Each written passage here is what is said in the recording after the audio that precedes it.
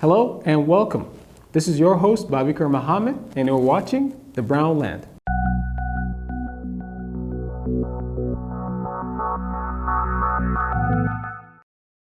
Today we begin with our top stories with Sudan Foreign Ministry, the UNITAMS, should concentrate on basic aspects of mandate, not just politics.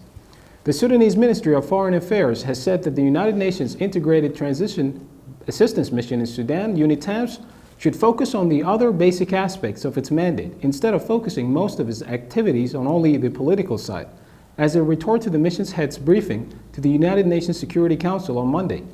Critics in Sudan have called this an attempt to tame the UN mission. In a statement yesterday, the Foreign Ministry suggests that the UNITAMS should focus on other basic aspects of its mandate, such as supporting the Juba Agreement for the peace of Sudan and the protocols attached to it, such as security arrangements, returning the displaced developing nomads and pastoralists, in addition to mobilizing the necessary resources to prepare for the elections instead of focusing most of its activities on only the political side.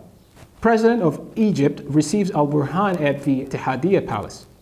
The President of Egypt, Abdel Fattah al-Sisi, received Wednesday at al-Ittihadiyya Palace the President of the Sudanese Transitional Sovereignty Council, General Abdel Fattah al-Burhan, where the official reception ceremony was held and the two national anthems were played on and the grounds of honor was inspected. A sitting of talks was held between the two presidents alone, followed by an expanding sitting that included the delegations of the two countries. The two sides reviewed the overall bilateral relations between Sudan and Egypt, expressing satisfaction with the level of coordination between the countries and affirming the importance of strengthening the economic relations and increasing trade exchange in a way that amounts to existing level of political relations and the historical ties that unite the two brotherly peoples of the Nile Valley. Daglo chairs meeting of Higher Committee for the South Sudan Revitalized Agreement. Vice President of the Transitional Sovereignty Council, General Mohammed Hamdan Daglo, chaired today at his office the meeting of Higher Committee on the follow-up implementation of the Revitalized Peace Agreement of the Republic of South Sudan.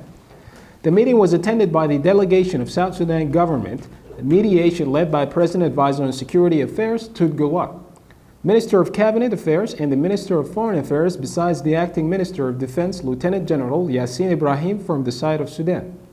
The Acting Minister of Defense, Lieutenant General Yassin Ibrahim, said in press statement that they have received a response from the government of South Sudan on Sudan's proposal regarding the unification of all commands and the unified forces for security arrangements and revitalized peace agreement for the two disputed parties in South Sudan.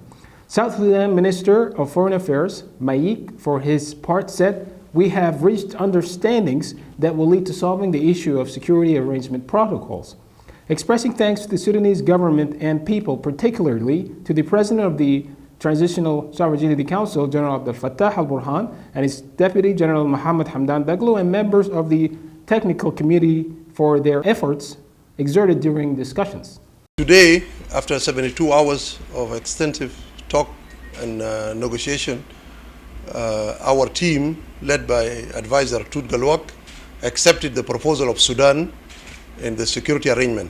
Rights groups and war victims welcome trial of Darfur militia leader. Years after atrocities took place in Sudan's Darfur region, one of the key suspected is about to face trial. Ali Muhammad Ali Abdurrahman, also known as Kosheb, goes on trial before the International Criminal Court at The Hague on April 5. An arrest warrant was issued by the International Criminal Court for the paramilitary leader in 2007. He faces 31 counts of war crimes and crimes against humanity allegedly committed in 2003 and 2004. He surrendered in 2020 and was brought to The Hague, which confirmed his indictment the following year.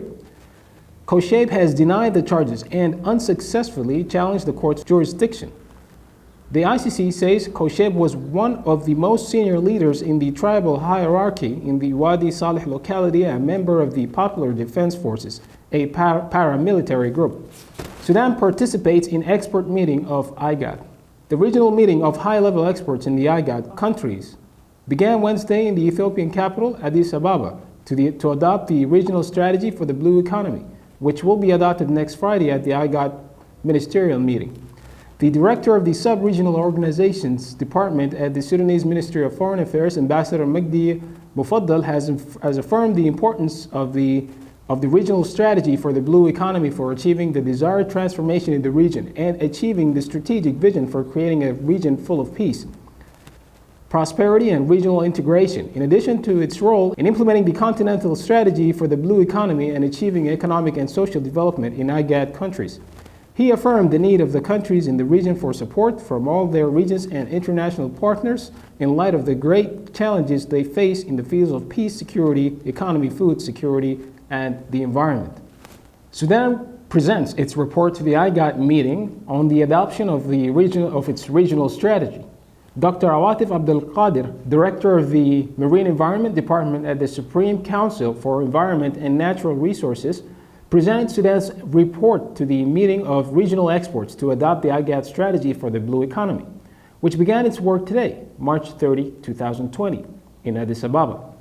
Dr. Awatif reviewed the traditional blue economy sectors in the country in the areas of ports, maritime and river transport, fish farming, and electricity generation from rivers. She also touched on the emerging sectors, especially tourism, seawater desalination, salt and gypsum mining, as well as future sectors in the fields of oil, gas, and various minerals exploration in the Red Sea. Despite humanitarian truce in Tigray, millions still wait for aid. Ethiopian federal authorities and the Tigray rebels have accused each other of blocking humanitarian aid convoys that were supposed to reach this region of northern Ethiopia following a recent trace. In a statement issued on Tuesday, the Ethiopian government said it had used all available means to assist its citizens in Tigray region, but has not been able to get the cooperation of the other side. The 43 trucks of food aid that the World Food Program was allowed to deliver could not be transported to the Tigray region because of the closure of the roads. On Tuesday morning, as in recent days, the TPLF repeated that no humanitarian aid has arrived in Tigray region since the announcement of the truce, denouncing what it called false claims by the Ethiopian authorities. Aiding delivery of unimpeded humanitarian aid should be separated from political issues. The situation on the ground in Afar or Tigray is difficult to verify independently. Humanitarian organizations have not reacted to these latest mutual accusations. That's all for today. Thank you for watching. If you have more information that you need to look at, please visit our website. Thank you for watching, and I'll see you next time.